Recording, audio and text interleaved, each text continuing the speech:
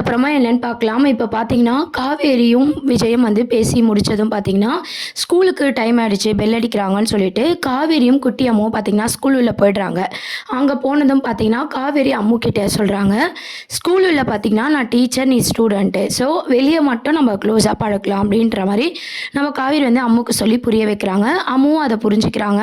அதுக்கப்புறம் பார்த்தீங்கன்னா, lunch time வருது. லஞ்ச் டைம்ல அம்மு வந்து பார்த்தீங்கன்னா, காவேரி கிட்ட சாப்பிட உட்கார வராங்க. "நான் தான் சொல்லியிருக்கேன்ல, நீ ஸ்டூடண்ட்டு அப்படின்ற மாரி, மத்த ஸ்டூடண்ட் மாரி நடந்துக்கோ அம்மு" அப்படின்னு சொல்லி நல்ல விதமா காவேரி சொல்றாங்க. அம்முவும் பார்த்தீங்கன்னா, தனியா உட்காந்து சாப்பிட்டுட்டு இருக்காங்க. காவேரிக்கு ரொம்பவே கஷ்டமா இருக்கு. அதுக்கப்புறம் தான் பார்த்தீங்கன்னா, நம்ம சாரதாம்மா குடுத்த அந்த எக் ரைஸ வந்து நம்ம அம்மு கிட்ட போய் நம்ப காவேரி குடுக்குறாங்க. "இந்தா இத சாப்பிடு" அப்படின்னு சொல்லிட்டு, சாரதா பாட்டி குடுத்தாங்க அப்படின்ட்டு. அத பார்த்ததும் வந்து ரொம்ப சந்தோஷமா அம்மு வந்து சாப்பிட்டாங்க. சாப்பிட்டுட்டு ரொம்பவே சந்தோஷப்படுறாங்க.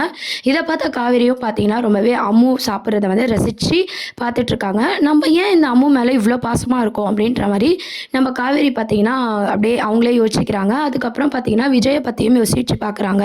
பாவம் அவரு ஒய்ஃப் இல்லாம அவரும் ரொம்பவே கஷ்டப்படுறாங்க. இந்த குழந்தையும் அம்மா இல்லாம கஷ்டப்படுறாங்க. அப்படின்னு சொல்லி காவேரி வந்து யோசிக்க ஆரம்பிக்கிறாங்க.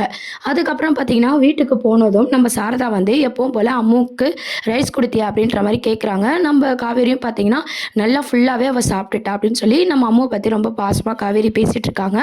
கொஞ்சம் கொஞ்சமா வந்து காவேரி மனச மாத்தணும் அப்படின்னு சொல்லி சாரதாம்மாவும் ஒரு பக்கம் யோசிச்சுட்டு இருக்காங்க.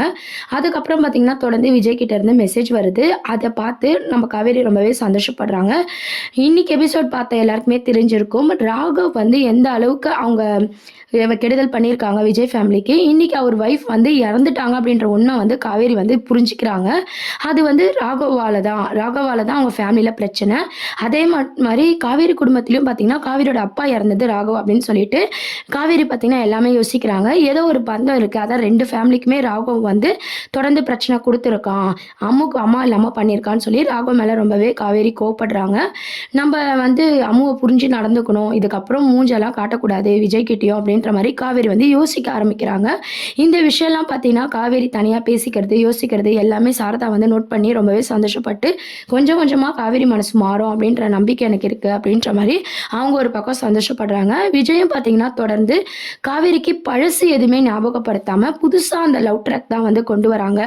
இதுக்கப்புறம் பார்த்தீங்கன்னா, காவேரிக்கு கொஞ்சம் கொஞ்சமா விஜய் எப்படி புடிக்க ஆரம்பிக்குது. அதுக்காக விஜய் எவ்வளோ எஃபர்ட் போடுறாரு. அத பேஸ் பண்ணி தான் இதுக்கப்புறம் வர ப்ரொமோலாம் வந்து மூவ் பண்ண போறாங்க.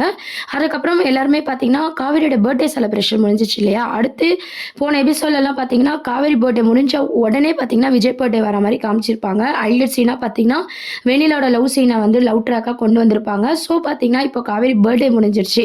இப்போ இவங்க 2 பேருக்குள்ள ஒரு அண்டர்ஸ்டாண்டிங், புரிதல் வந்து காவேரி வந்து தொடர்ந்து பேசி தெரிஞ்சுக்கிறாங்க. விஜயும் பார்த்தீங்கன்னா, ட்ரை பண்ணிட்டு இருக்காரு. இதுக்கு நடுவுல பார்த்தீங்கன்னா, விஜயோட பர்த்டே சீனும் வந்து அப்கமிங் ப்ரோமோவா கொண்டு வராங்க.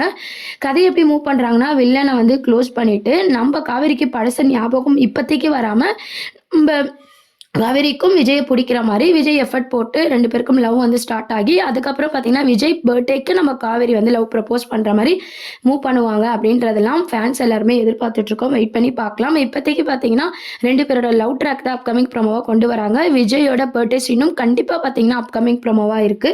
இதையும் தாண்டி பசுபதியும் வந்தா அப்படின்றபோது கதை வந்து இன்னும் விறுவிறுப்பா தான் கொண்டு போவாங்க. ஏன்னா, ராகவ் இறந்துட்டாரு இல்லையா? ஸோ அதனால பசுபதி வந்து கண்டிப்பா பார்த்தீங்கன்னா, சும்மா இருக்க மாட்டாரு. அவரோட பங்குக்கு அவரு என்ன பண்ணணுமோ அதெல்லாம் தான் பண்ணிட்டு இருக்க போறாரு. ஸோ பசுபதி பங்கும் வந்து ரீஎன்ட்ரியா வந்து வரப்போறாரு. அவரு என்ன மாதிரியான தொல்லைகள் குடுக்க போறாரு? அதையும் தாண்டி விஜயும் காவேரியும் எப்படி மேரேஜ் பண்ணி வாழப் போறாங்க? காவேரிக்கு எப்படி பழசெல்லாம் ஞாபகம் வரப்போகுது? இத பேஸ் பண்ணி தான் அடுத்த ப்ரோமோ இருக்க போகுது. இத பத்தி உங்க கருத்துக்களை கீழ கமெண்ட் செக்ஷன்ல சொல்லி சேனலையும் மறக்காம சப்ஸ்கிரைப் பண்ணுங்க. Thank you.